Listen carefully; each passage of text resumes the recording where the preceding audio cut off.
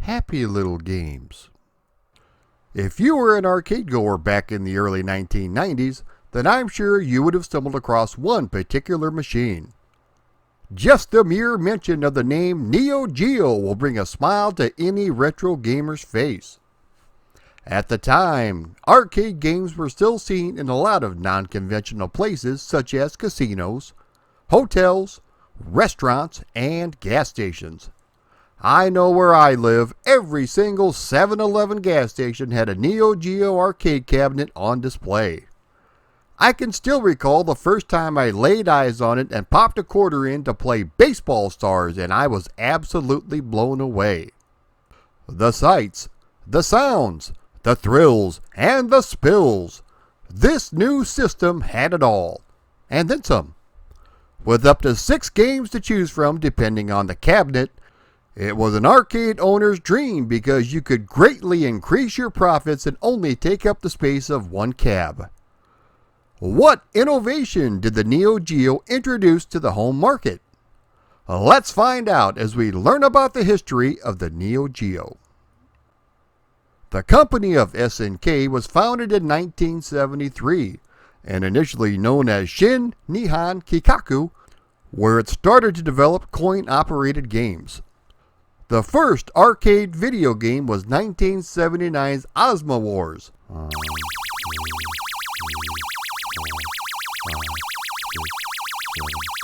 But they had much greater success with 1981's Vanguard.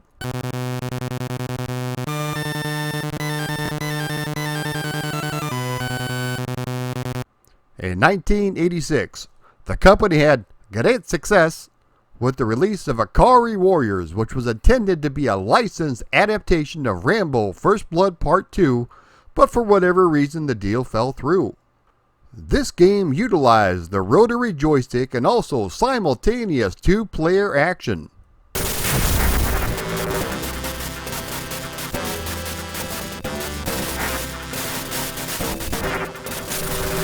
Also that same year, they changed their name to SNK Corporation. It was around this time that the company had partnered up with Alpha Denshi Corporation, later known as ADK. This produced a couple of successful arcade games including Time Soldiers,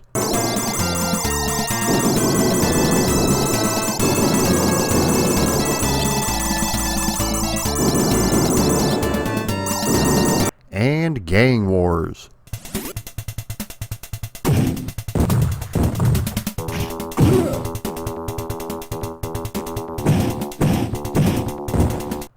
Due to the success of these two games, the companies forged ahead with the partnership to evolve not only the hardware involved but the entire arcade business model. One of the partnership's ideas was to create a modular arcade cabinet. Usually, cabinets only contain 1, maybe 2 at the most, titles to choose from in a single unit.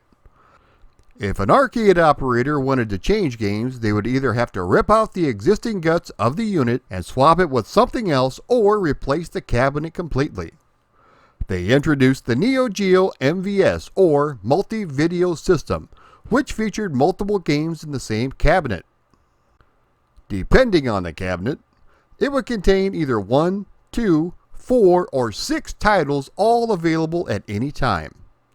The games themselves also were much easier to replace than the standard PCB or JAMA boards, as they were cartridges that could be inserted. These were also the size of VCR cassettes due to the increased memory size. Not only did you get a fair amount of diversity when it came to the games, but what was on offer was fantastic. Large detailed sprites and exceptional music and a large amount of voice are available, which was unheard of at the time. The system was extremely powerful, especially for a system designed in 1988. As soon as the system is powered on, it boasts up to 330 megabits, and you can see and hear exactly it being put to good use. Under the hood, the system promoted itself as a 24-bit machine, although technically it's a 16-bit 68,000 running at 12 MHz with an 8-bit coprocessor add-on. Compare that to the Sega Genesis, which runs at 7 MHz, or the Super Nintendo, which runs at 3.5 MHz. The Neo Geo was able to display 380 sprites on screen at the same time, which can display 4,096 colors on screen at once from a palette of 65,536. Just for comparison's sake, the Sega Genesis was able to display 80 sprites on screen with 64 colors at once from a palette of 512. The Super Nintendo was a little bit better with 128 sprites on screen, 256 colors on screen at once from a palette of 32,768. This would explain why the home system of the Neo Geo was so expensive, but more on that in a little bit. The Yamaha YM2610 offers 15 channels of sound which has to be heard to fully enjoy. And keep in mind, it's coming from a cartridge-based system.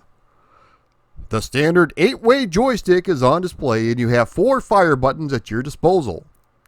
The system was developed before the street fighting rage took over, which is why we only have 4 fire buttons available. Another cool innovation that the company brought to the table was the advent of memory cards. Initially designed to save your progress at the arcade and bring it home, this would go on to be used in every major console up until recently.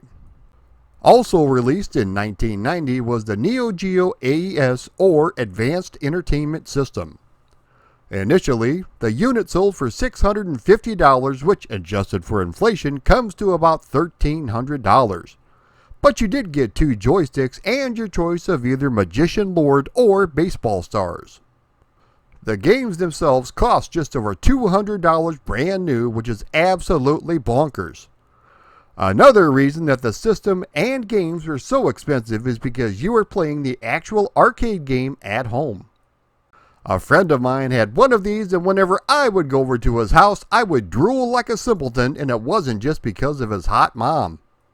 If you owned one of these systems, you were the elite of the elite. Sadly, I was not one of the elite. The system offered a wide variety of games, especially in its infancy. You had everything from sports games,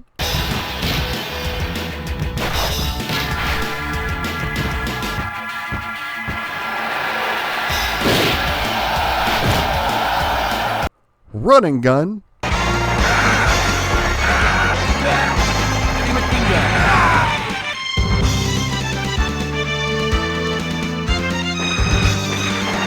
puzzle,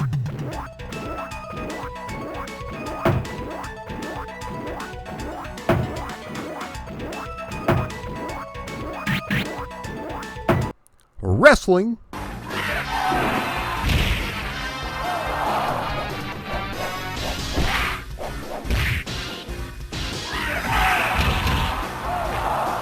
beat 'em up,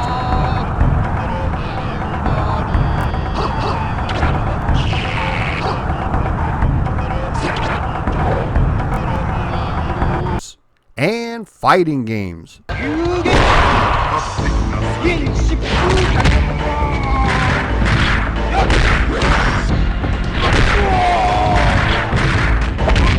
Everything you could possibly want was here, and then some.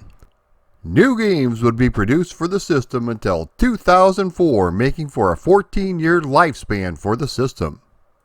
The only other system that had this type of longevity was the Atari 2600.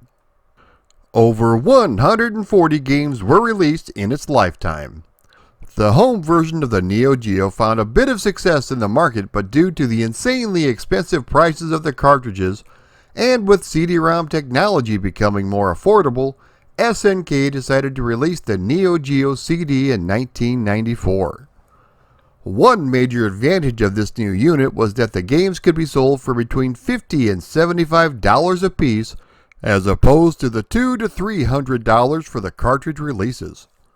One bad thing about this was that the initial model only used a single-speed CD-ROM, which meant long loading times for each title.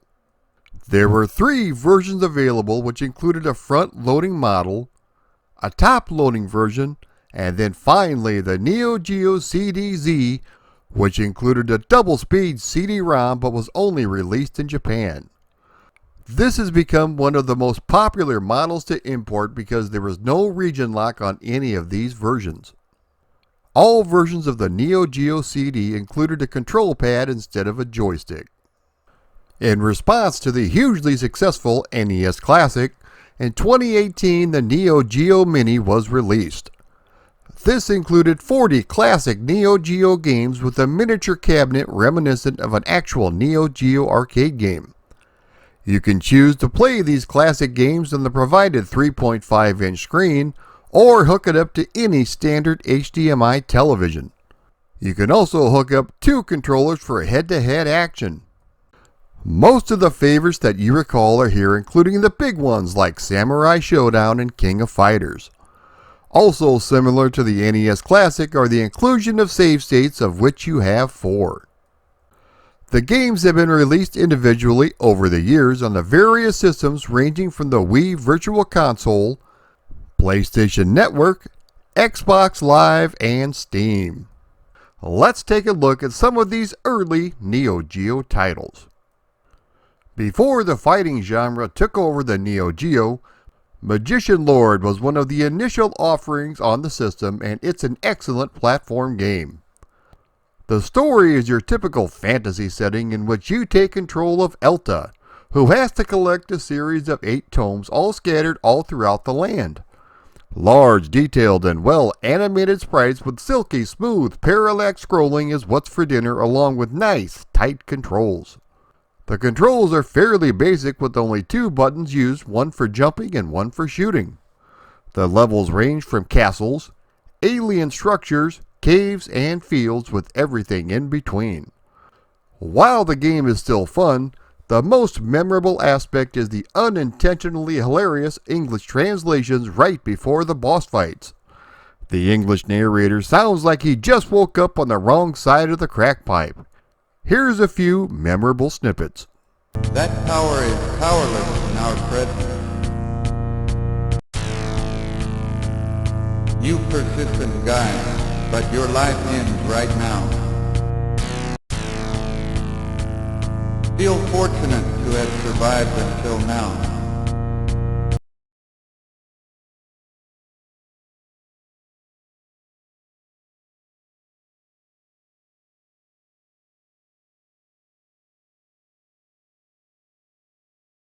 Cyberlip is a run-and-gun style game clearly modeled after Contra.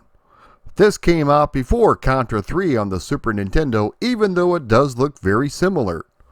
The story is ripped straight from the Terminator franchise. Apparently, the humans in this universe are just as stupid because they built a sentient computer known as the Cyberlip, who becomes self-aware and decides to eliminate all mankind. You can see plenty of inspiration in the graphics as well. The sprites are large and well animated with plenty of color on screen. The playability is fantastic, featuring a 1 or 2 player co-op mode with plenty of extreme weapons to boot. Now would be the perfect time to insert the old ball and chain with no brain wife joke, but that would be just too easy.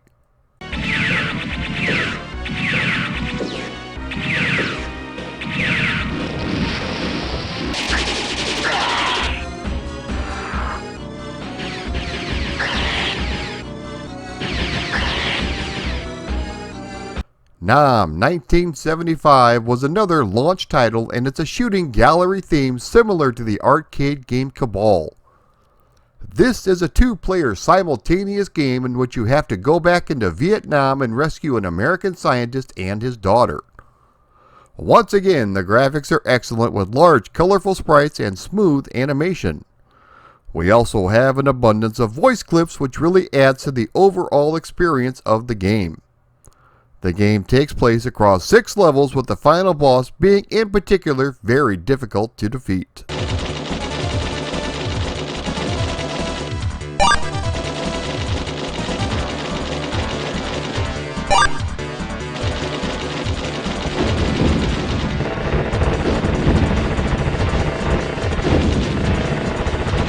There were also sports games such as Top Players Golf,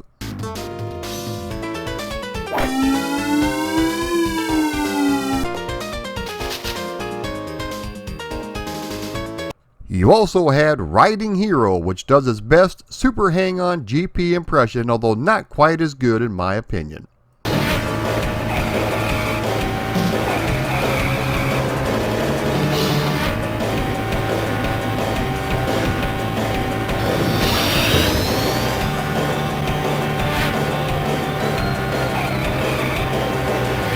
Sticking with the launch titles for just a minute, I must confess I may have a bit of a problem. When I look down a long, narrow hallway, what do I see? A bowling lane. If I happen to see an upside-down triangle, what do I see? 10 pins ready to be knocked down. If I see something with 3 holes in it, what could it be? That's right, my ex-girlfriend. Seriously though, any fan of my channel would know that I'm a huge bowling fan, and when I saw League Bowling was a brand new bowling game in the Neo Geo cabinet I was looking at, I was immediately hooked. Now granted, it's nothing fancy and it's definitely not a simulation like Brunswick Circuit Pro Bowling or 10 Pin Alley for the PlayStation 1, but it's a great little arcade bowling title and it's still fun to play today.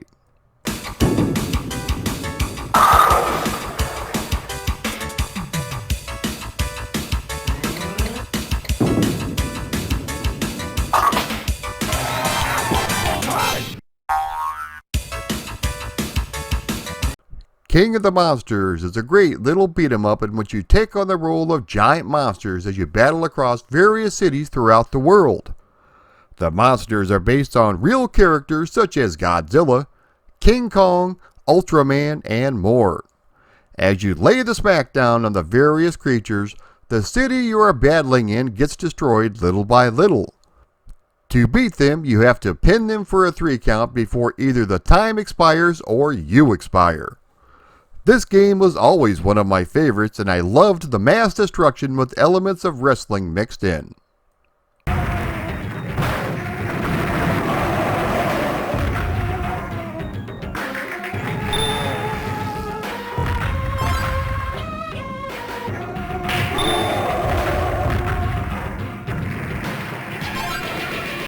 There were so many games to choose from that were just downright excellent. It's hard to narrow it down to just a few.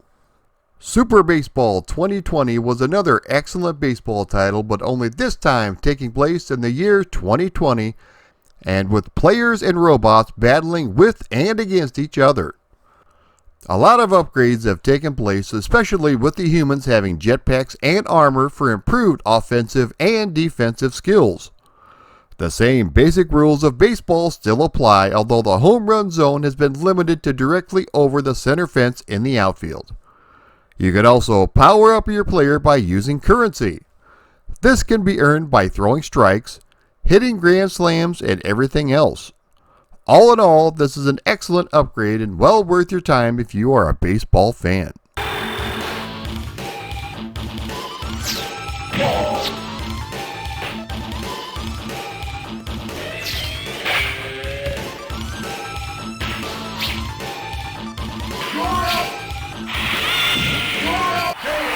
Although it wasn't a launch title, I have to mention Puzzle Bobble, or Bust a Move as it's known here in the States. This is a tile matching color puzzle game which uses characters from the 1986 arcade game Bubble Bobble. It's a pretty simple game in which the objective is to clear each screen of all the bubbles by firing the pointer which shoots bubbles at the top of the screen. If the bubble touches identically colored bubbles and forms a group of 3 or more, those 3, as well as any bubbles that are touching it, are removed from the screen. The bubbles will shoot straight lines, or you can bounce them off the walls for hard-to-reach combos. This is another fantastic series that spawned 3 sequels, including head-to-head play, which greatly increased the fun factor in my opinion.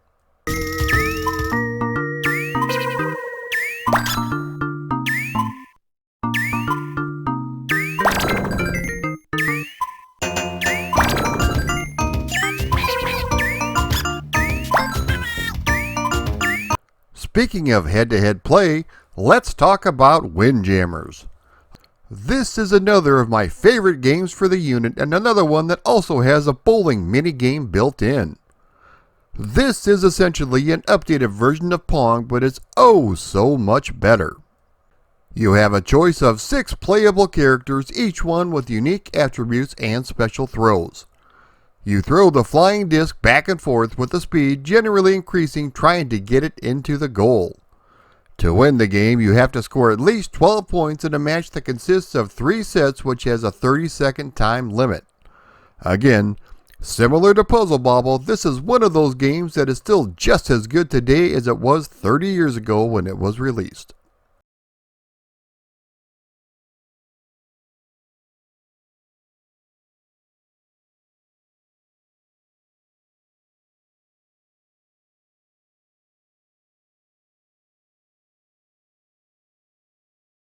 If isometric shooters are your thing, then Viewpoint is right up your alley. The game feels like the spiritual successor to Zaxxon, but with everything cranked up to 11. The 2D polygon graphics have been rendered, giving them an almost 3D quality which looks very impressive even by today's standards. Along with the smooth scrolling and animation are the large multi-segmented bosses and thumping soundtrack which still sounds great today. The playability is spot on with nice tight responsive controls over your ship.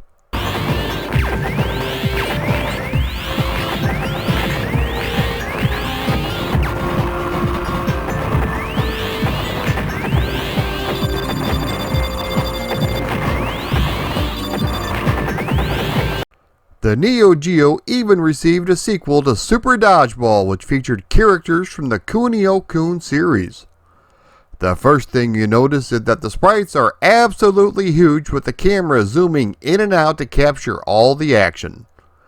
The gameplay is pretty much the same as the original, only with bigger and better power-ups and characters. As you've come to expect by now, the sound effects and music are excellent. The gameplay is really good and is reminiscent of the original arcade and NES version.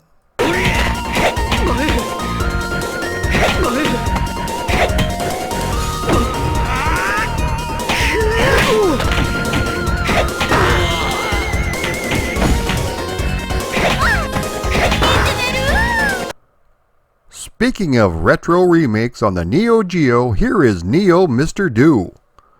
This plays very much like the original arcade classic, only with different play modes and updated graphics.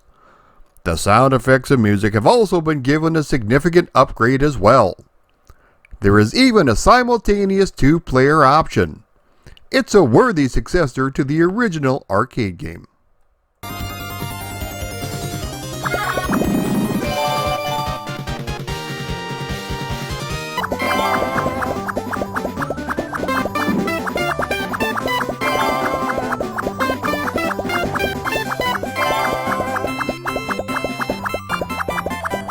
Now let's talk about the whole fighting genre on the Neo Geo. Clearly I can't do it justice in such a short amount of time, but a lot of different franchises got their start on the system, including Art of Fighting,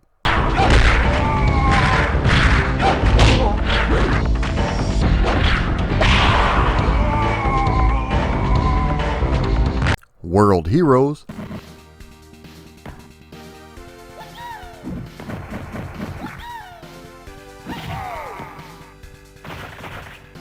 Samurai Showdown,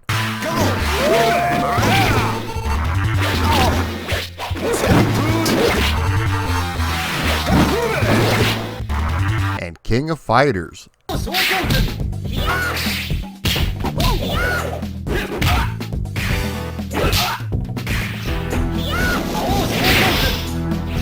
Fatal Fury is often referred to as a clone of Street Fighter II, but it was actually in development at the same time. Takashi Nishiyama, the original director of Street Fighter I, had left Capcom and joined SNK, has stated in interviews that Fatal Fury is essentially his version of Street Fighter II. Unlike Street Fighter II, you only have 3 characters to choose from, which would be Terry Bogard, Andy Bogard, and Joe Higashi. You have to beat your opponent in 2 out of 3 rounds. You only have 3 buttons to use, which would be a punch, kick, and throw. You do have special moves which you have to put in by a specific command, just like Street Fighter. Many different stages features what's referred to as a battle lane, which is a background and a foreground. This allows you to jump in between each one. It seems like more of a novelty than anything else, but it does set it apart from different fighters. This was a fun and fantastic alternative to Street Fighter 2, and it just kept getting better from here with the various sequels that followed.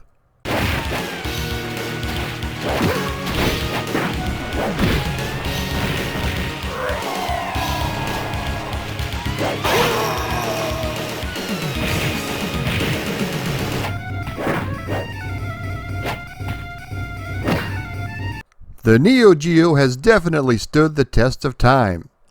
The system not only introduced the revolutionary memory card, but provided arcade goers something different when it came to their video game experience. It seemed as if this cabinet had something for everybody, no matter what type of game you liked. If you would like me to cover more of these games in depth, let me know in the comments down below, because there are dozens and dozens I didn't have the chance to get to. If you've never had a chance to experience this wonderful system for yourself, check it out. You'll be glad you did. If you like other retro-related items from the 70s, 80s, and 90s, be sure to check out my sister channel, Batman QC, History of Everything Retro. If you like this video, be sure to like, comment, share, and subscribe. Also, if you would like to support me on Patreon, please click the link below. I really do appreciate it. Thank you all so much for watching.